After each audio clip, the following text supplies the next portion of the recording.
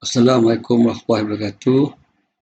Terlebih dahulu saya mengucapkan berbanyak terima kasih kepada pihak UTM Lead atas peluang yang diberikan kepada saya untuk kongsi pengetahuan saya, khususnya berkaitan dengan pengajaran lukisan kejuruteraan secara online lah.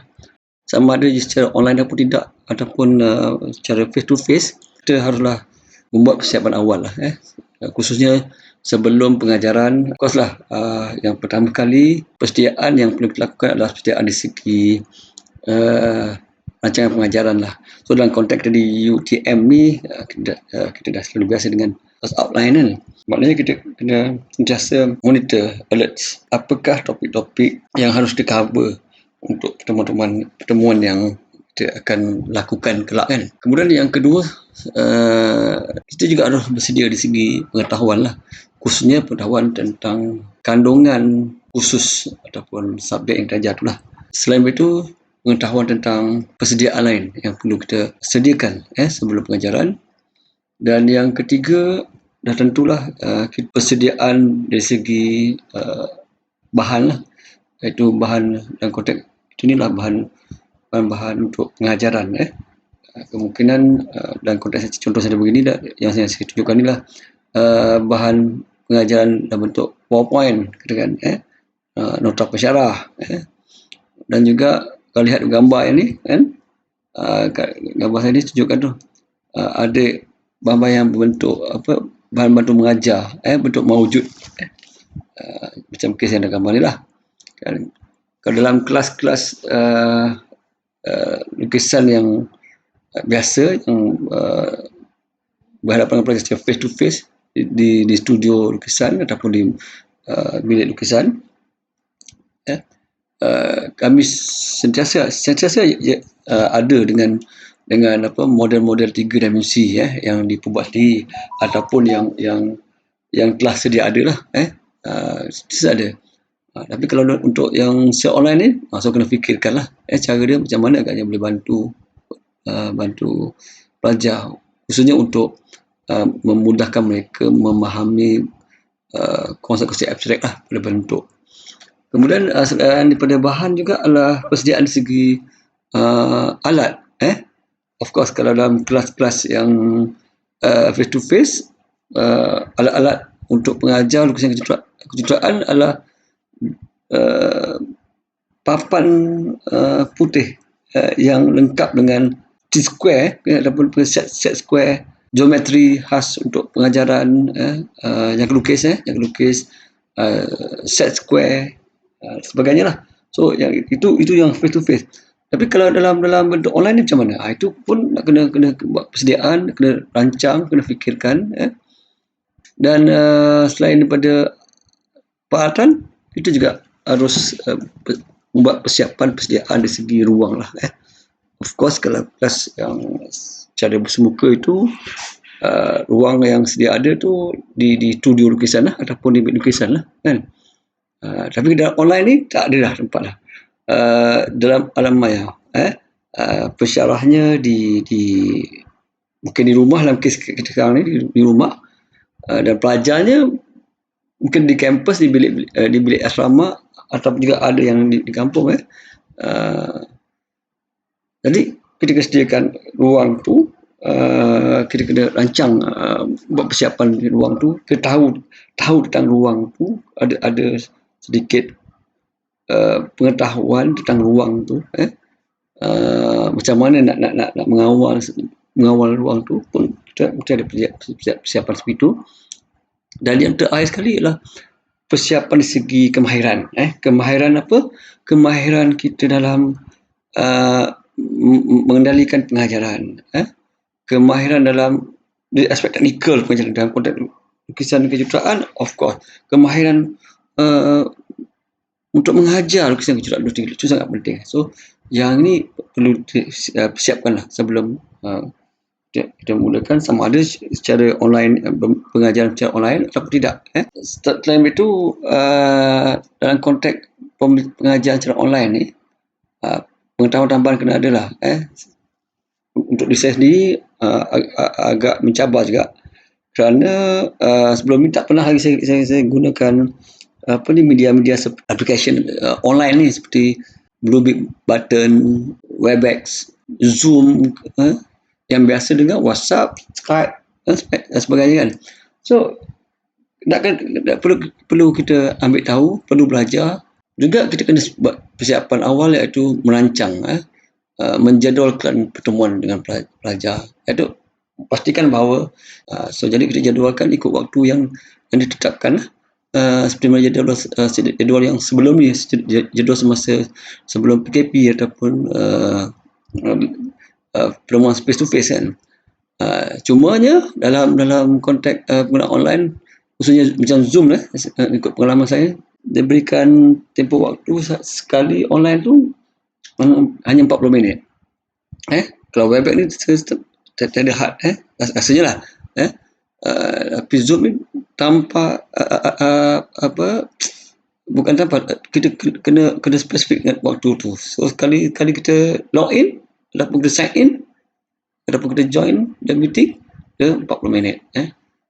Jadi saya rancang yang kisah ini, saya rancang sebeginilah. Waktu saya pecahkan kepada, kelas saya 3 jam, maka saya pecahkan kepada 3 bahagian, untuk 40 minit awal, sekian seperti mana yang tertera ni. Yang ni part 2, lepas habis part 1 tu sekitar jam 3 petang, 3.10 saya sambung pula. Meeting link tu, dia punya number tu berubah lah. Bila kita buat yang baru berubah. So dan berikutnya part 3 lah. Habis 3.10 ke 3.40, sambung pula nanti jam 3.50 hingga 4.20 dan seterusnya lah. So kita rancang dulu. Sebelum kita memulakan pengajaran tu, kena buat persiapan dan juga pengujian dahululah dalam pengajaran online ikut pengalaman saya ni. Yang pertama sekali, of course saya kena buat persiapan bagaimana nak linkkan smartphone dengan komputer lah. Itu kena buat pengujian seperti dalam gambar lah. Yang ini sedang saya peringkat awal, saya cuba dapatkan link antara telefon saya dengan komputer, di mana komputer ataupun laptop saya itu khusus untuk saya berkomunikasi dengan pelajar face to face secara online, sementara smartphone tu dijadikan sebagai untuk menangkap gambar pada drawing board ataupun pada kertas lukisan, di mana pelajar boleh lihat aktiviti ataupun langkah demi langkah yang saya tunjukkan cara terus dengan pelajar. Kalau dalam kelas face to face tu, saya lukis di papan putih, menggunakan peralatan lukisan kecerahan yang ada untuk tujuan pengajaran. Tapi untuk online ni benda tu tak ada, so saya kena gunakan peralatan yang sama rupa dia, sama bentuk dia macam yang ada pada pelajar. Umpamanya alat geometri tu, pensilnya, drawing boardnya, T-square, set square dan sebagainya. So sama dengan pelajar. So kena tunjukkan step-step tu menggunakan peralatan dalam secara langsung. So yang ni kena linkkan antara smartphone dengan komputer lah. So bagaimana, nanti saya akan sharekan lepas ni. Kemudian saya juga membuat pengujian, khususnya pengujian kepada bila kita gunakan alat seperti handphone ni untuk berkongsi video gambar pada kertas lukisan kita atau pada drawing board kita. So kena pastikan bahawa pelajar nampak, sebab pencahayaan ni sangat penting dalam yang secara online ni. Saya nampak tuan nampak saya, tapi kalau tak kena cahayanya, silap pencahayaannya, maka nampak gelap je. Nampak tuan tu gerak, atau belakang terang dan sebagainya. So yang ni kena buat satu pengujian dahulu sebelum mula kelas. Kita tengok dulu. So macam mana yang saya lakukan ni, guys, dalam gambar yang kedua ni, saya menguji kecerahan cahaya tu. Dan samping tu juga kita uji ataupun buat persediaan, kena pasti keupayaan kelajuan internet kita dan juga pelajar, ataupun kena semak juga, ataupun kena buat persediaan ataupun kena uji dulu wifi ataupun internet yang kita gunakan juga pelajar. So kalau terlalu rendah kan, bimbang dia tak stabil, ataupun akan berloading, laju tak apa kan. Dan seterusnya itu yang berikut itu dari segi testing di penggunaan alat, alat secara online tu, sebagaimana yang dalam gambar yang saya tunjukkan berikutnya tu. serta pengujian dari segi penggunaan bahan bantu mengajar maujud tu nampak tak, jelas tak, so kena uji tu, kita tinggal lihat berdasarkan link antara smartphone kita dengan komputer.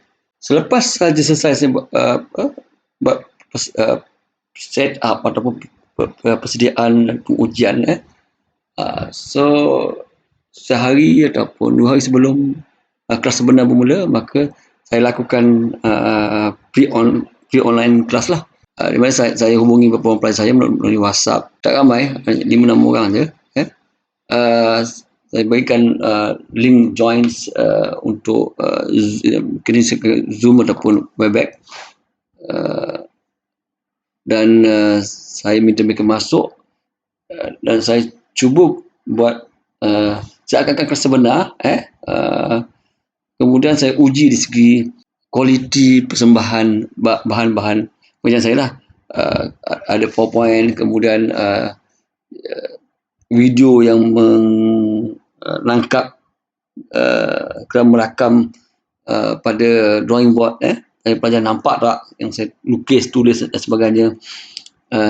Kemudian juga saya uji sama ada pelajar boleh tak kuasai apa yang saya ajar itu, khususnya di segi kemudian capaian mereka terhadap kualiti face to face lah, loading ke ataupun putus akibat internet yang tidak stabil. So yang ni kita buat semasa kelas online lah.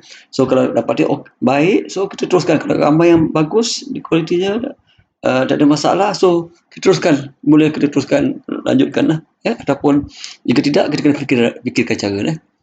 Okey, selepas dah diuji ni, so untuk kelas online ni kena fikirkanlah apakah alat yang perlu digunakan lah. Of course lah, online ni laptop, komputer sangat perlu.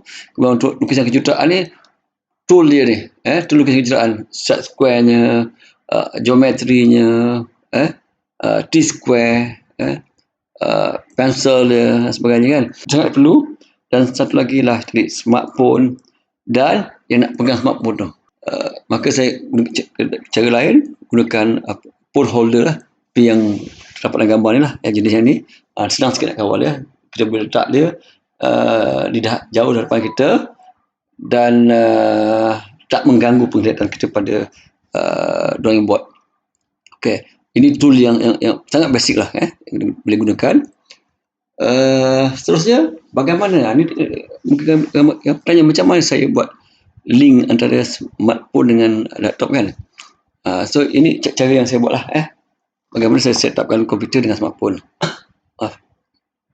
Pertama kali, kita kena sign in kita punya Zoom application lah. So make sure kita dah download dalam komputer, ataupun kita buka terus kepada internet browser kita, kat ruang web tu, address tu letaklah zoom.us. So dia keluar paparan seperti mana yang tergambar dalam saya punya slide ni lah kan. So lepas kita sign in Zoom application ni, dia akan keluar paparan macam begini, dah sign in. So kita hostkan meeting tu. Kita boleh hostkan 3 pilihan. Sama ada kita hostkan meeting tu sama secara video off, mana pelajar tak nampak kita, participant tak nampak kita, adapun video on, orang nampak kita, adapun screen share only, ataupun berkongsi paparan screen je. Ada 3 ni lah. So apa yang saya buat, saya ambil video on lah, video on. Okey. Langkah kedua, kemudian langkah ketiga, lepas kita pilih yang ni, dia akan keluar paparan sini, iaitu maklumat mengenai invitation URL ataupun participant ID lah, ID ni. Ini khusus untuk nanti kita nak bagi pada pelajar kita nombor ni lah. Kalau tadi kita buat dalam perancangan awal kan, kita buat schedule yang 3 part saya buat kan. Kat situ ada invitation URL ni ataupun link ni kan. Dan juga ada participant ID juga kat situ. Itu maknanya kita dah bagi kepada kita. Atau mesti kita start ni, boleh bagi waktu ni juga. Yang ni boleh bagi through WhatsApp. WhatsApp boleh. So kita dah ni. Tapi yang ni kita nak buat set untuk kita linkkan antara komputer dengan smartphone kita kan. So apa yang saya buat ialah so ambil ID ni ataupun URL ni, copy dia ataupun ambil ID participant ni, tulis kalau kita ada app, dah sedia ada app Zoom dalam smartphone, buka app dalam smartphone, bila nak join ni, dia minta participant ID, bagi nombor yang tertera kat sini. Bila kita start ni, so apa yang akan nampak? Macam dengan gambar ni kan. Perhatikan yang kat atas tu, yang saya merahkan tu, itu daripada komputer kita. Di komputer saya lah. Dan bila saya sign in melalui komputer, of course, bila sign in komputer, yang kat komputer jadi host. Dia automatic, dia default dia lah.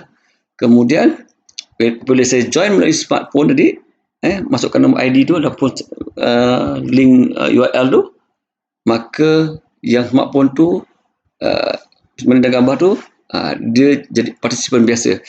So macam kalau pelajar turut serta, pelajar pun jadi partisipan biasa, sama dia macam partisipan.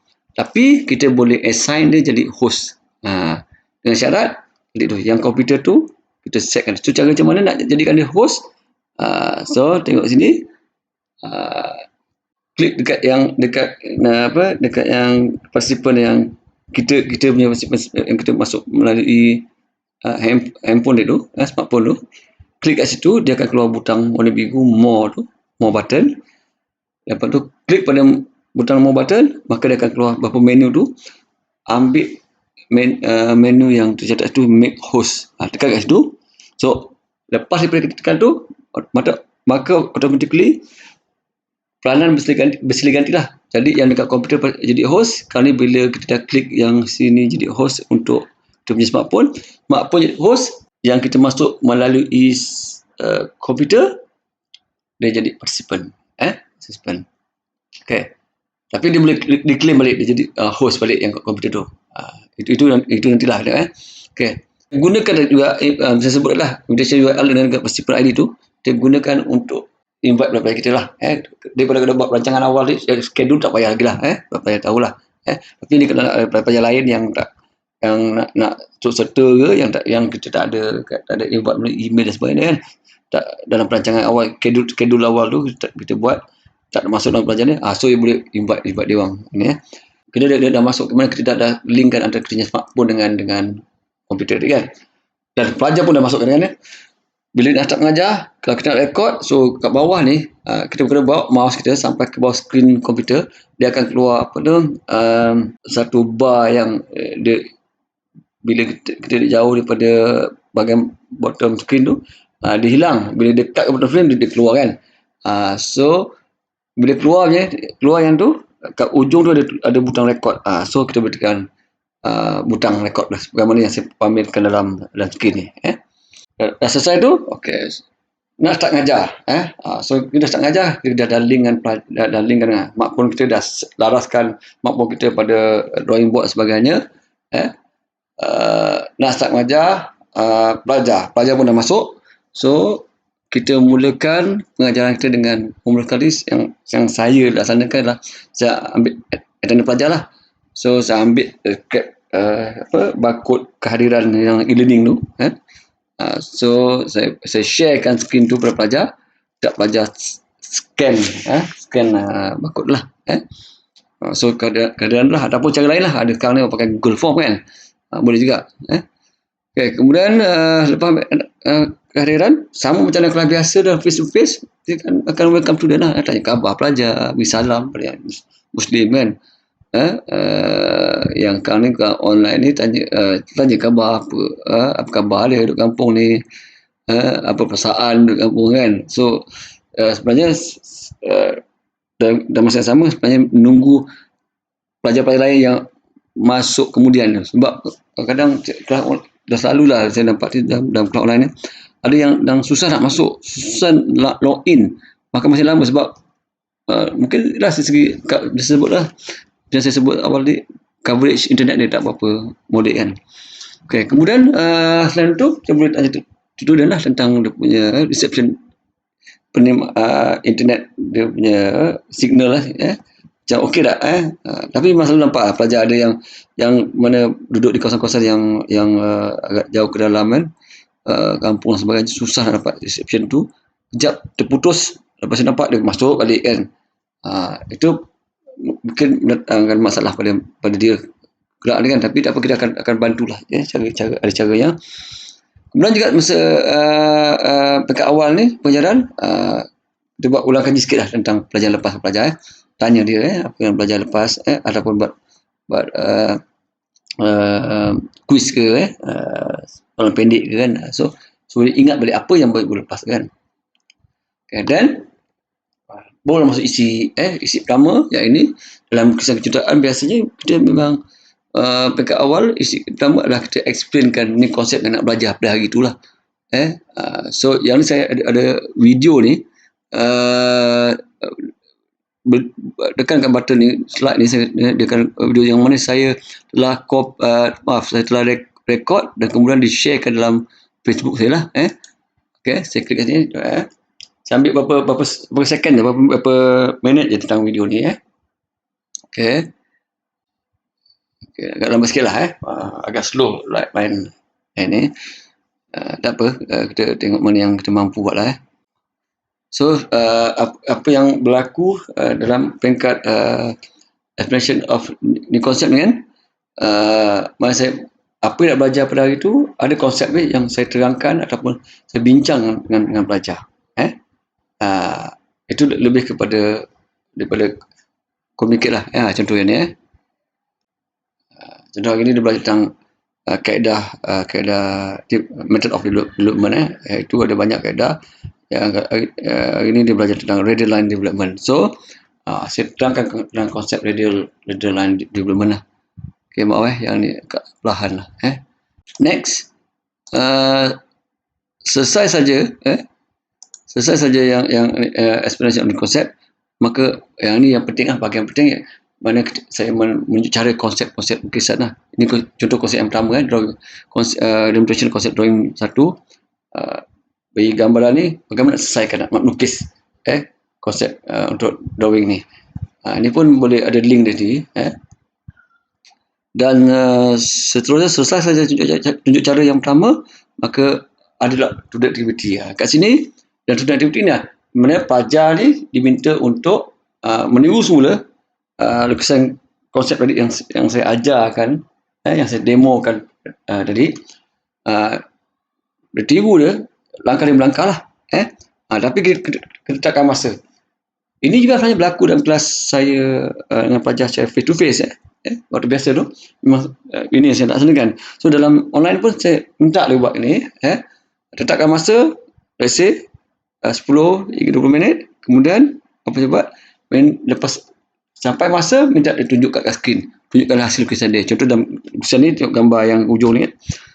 Ini pelajar tunjukkan, pamerkan hasil kerja dia lah lepas 15 minit. Bukan pamer saya pastikan, saya tengok sama ada dia dah menguasai ataupun tidak. Dan dalam masa sama juga tanya pendapat kawan dia, berikan komen tentang lukisan. Mungkin di kemasan, belajar komen dari segi kecepatan, bentuk dan sebagainya kan, ataupun kaedah dia ikut tak, adakah kaedah tepat mengikut apa yang telah diajar kan. So kawan-kawan dia bagi komen dan feedback. Okay, biasanya untuk kelas online ni, saya akan berhentikan seketika untuk 10 dalam tempoh 10-15 minit. Kadang-kadang saya sebut awal tadi, Zoom ni dia bagi cuma basic plan ni dia bagi cuma 40 minit je tau. So saya gunakan 10 waktu tu, kadang-kadang tak sampai 40 minit, 30 minit untuk dengan konsep dan juga untuk buat tunjuk cara pertama. Lepas tu saya berhenti dan saya bekalkan pelajar dengan soalan yang serupa dia buat tu, bekalkan dia juga soalan yang lain. Ada banyak yang applykan konsep yang sama. Saya letakkan dalam e-learning, minta diorang upload download di sana lah kan. Okay. So saya tinggalkan mereka log out daripada ni ataupun leave this meeting, dan saya beritahu kepada mereka lagi 5 minit saya akan masuk balik minta dengan apa URL yang baru itu, URL yang baru kan, saya buat yang kedua kan, part tu. So minta dia log in tu lepas 5 minit, dan saya akan minta dia tunjukkan hasil-hasil kerja dia, selain daripada yang saya ajar dari demo, ada tunjukkan hasil kerja latihan-latihan lain yang guna konsep yang sama macam yang baru belajar tadi. Okey.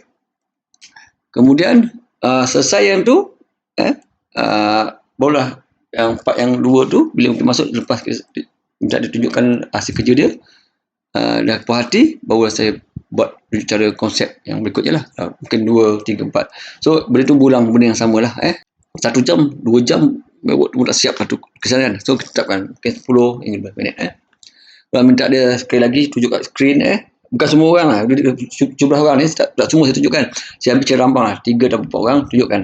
Saya puas hati, saya rasa betul, tepat, dia dah menguasai konsep dari itu ataupun skill dulu dia dah kuasai. So minta kat kawan dia berikan komen dan feedback jugalah. So saya berikan lepas tu tugasan lah. Banyak tugasan tu adalah yang berkaitan dengan konsep yang baru dia belajar hari tadi. Contoh tadi ada dua konsep kan, dua lukisan konsep ataupun kaedah lukis tu. So soalan-soalan yang berkaitan dengan tu, dan tetapkan bila dia patut hantar. Yang dalam kisah saya ni, saya minta pelajar hantar melalui e-learning lah, learning. Contoh dalam kes ni, saya tetapkan di student assignment submission ni, saya letakkan learning tu kat bawah tu, latihan tu. Saya minta dia uploadkan file dia kat situ. Nanti dia klik tu, dia minta lah. So ni contohnya dia, pelajar dah upload. Ni yang last week ya. 17 pelajar, 17 dah hantar. Dan ni contoh senarai pelajar yang dah hantar. Termasuk juga kalau pelajar lewat hantar, kita akan type waktu bila nak hantar kan. Catatlah dan ni. Ni yang bagusnya kita boleh tengok pelajar yang hantar awal lewat. Dan ini contoh salah seorang pelajar, dia dah zipkan latihan dia.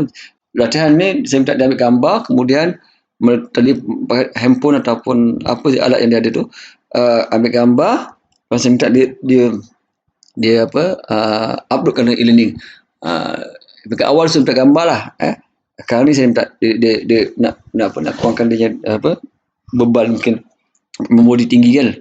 So minta tukar dalam bentuk PDF lah, rendah sikit lah.